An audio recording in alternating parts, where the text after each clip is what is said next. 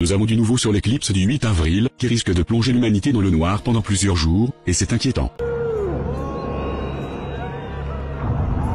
Mesdames et messieurs, les mots-clés qui vont suivre ont un rapport avec l'éclipse, qui va très prochainement avoir lieu dans une semaine. Il y a accélérateur de particules, prophétie biblique, blackout mondial durant plusieurs jours, et décalage de date événementielle catholique. Comme vous le savez, beaucoup disent que la prochaine éclipse risque de plonger les États-Unis dans le noir complet durant plusieurs jours. Notre civilisation sera également touchée par l'obscurité de l'éclipse par la suite, mais intéressons-nous déjà à la CERN, l'Organisation européenne pour la recherche nucléaire, qui va utiliser l'accélérateur de particules le 8 avril, le jour de l'éclipse, pour faire rentrer des particules en collision, afin d'étudier leur nature et leurs propriétés.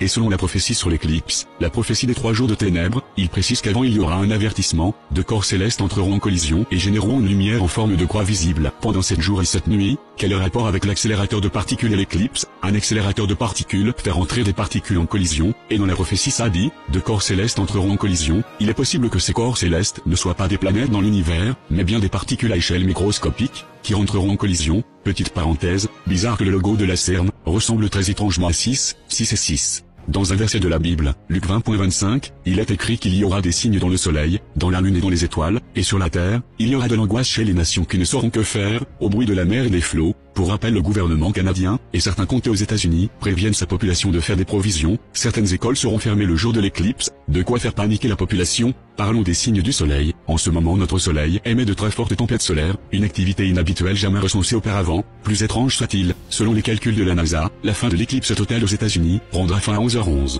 11h11 est une heure miroir, mais pas n'importe quelle heure, car c'est la plus symbolique en numérologie. Elle symbolise une forte connexion avec l'univers. Le chiffre 1 représente le nouveau départ, le commencement. J'ai encore quelque chose d'étrange à vous rapporter par rapport au 8 avril, l'Annonciation catholique, habituellement fait le 25 mars, 9 mois avant Noël, mais là, l'Annonciation a été, pour la première fois, décalée pour le lundi 8 avril, au lieu du 25 mars. Bizarre.